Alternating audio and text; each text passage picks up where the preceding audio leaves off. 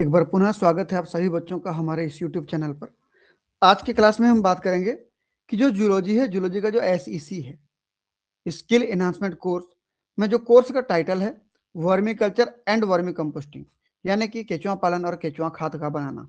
ठीक, तो इसमें जो हमारा टॉपिक चल रहा था वर्मी कंपोस्टिंग में अलग अलग प्रकार के केचुए का कैरेक्टर देख रहे थे, जिसमें हमारा चल रहा था नेटिव इंडियन अर्थवॉर्म में पिछले क्लास में हमने पढ़ा था।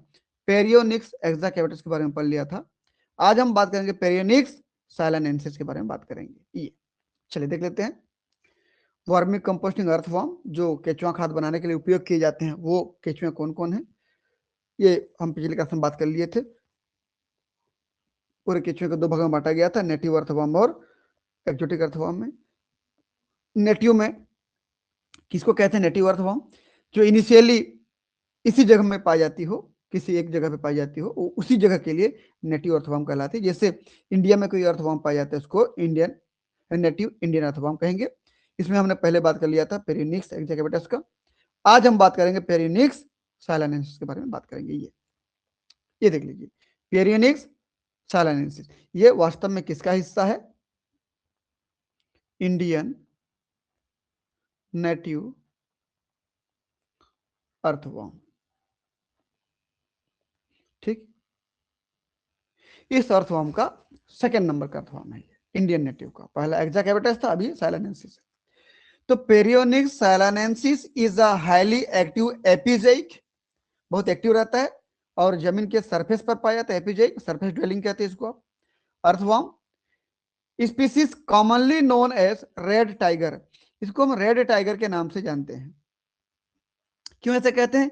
क्योंकि इसके शरीर में जिस प्रकार से टाइगर के शरीर में पट्टियां पाई जाती हैं, ऐसे इसके शरीर में भी पट्टियां पाई जाती। देख रहे हैं आप?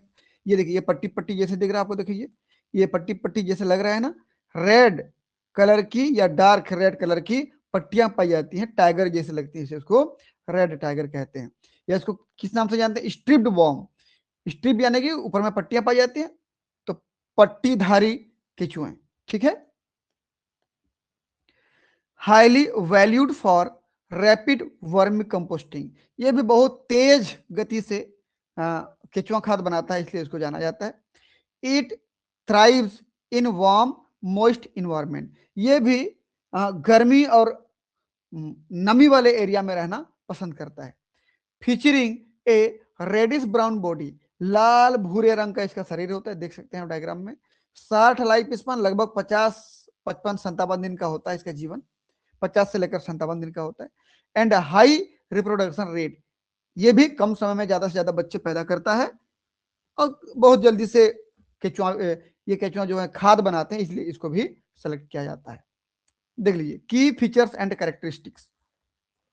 अपीयरेंस, जैसे कि बोल चुका हूं मैं, इसका बॉडी देख लीजिए कैसा है, स्मॉल टू मीडियम साइज, ये भी छोटे से लेकर के मध्यम साइज तक रहता है, बहुत बड़ा नहीं रहता।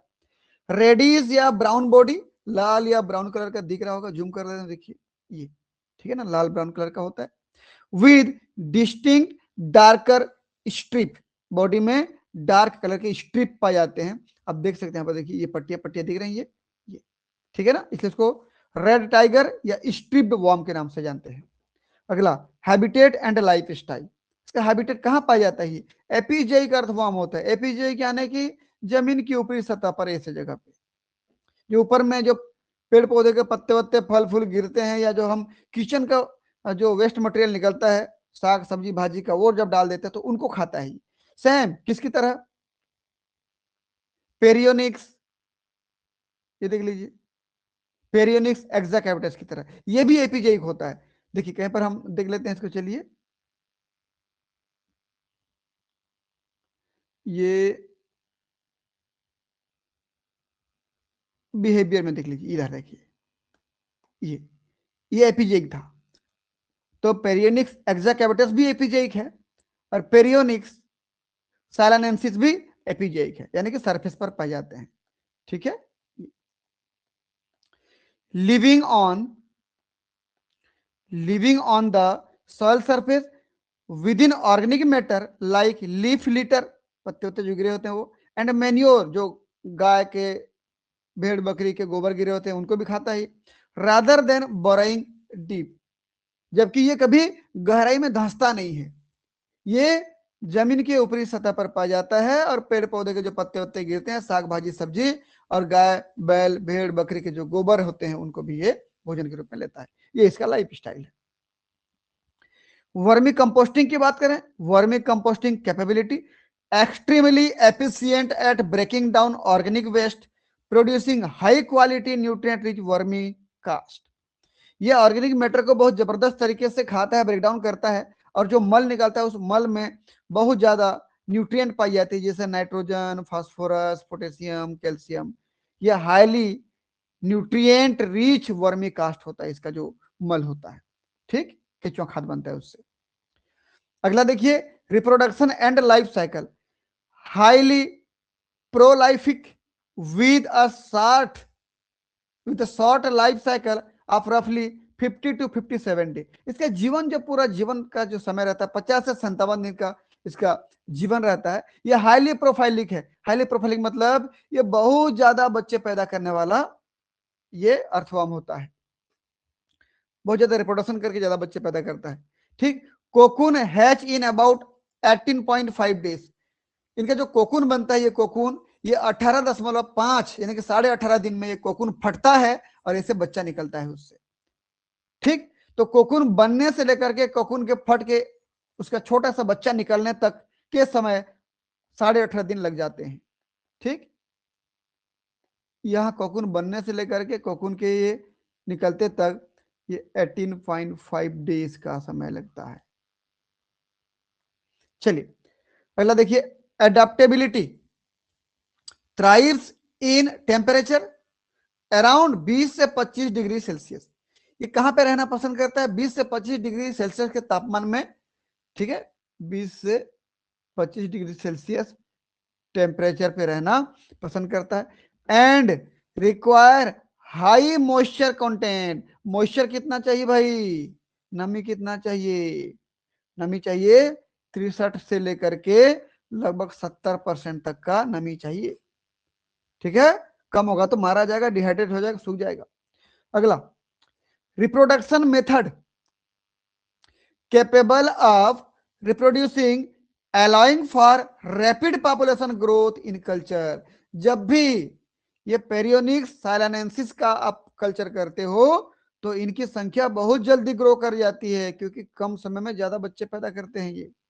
ठीक है, अगला देखिए, growth rate shows a growth rate of approximately 1.34 to 1.79 milligram पर वर्म पर डे। जैसे मान लीजिए एक वर्म की बात कर रहा हूं, ये आज का वर्म था, मैं देखूंगा ये वर्म कल कितना बढ़ेगा, एक दिन में कितना बढ़ेगा।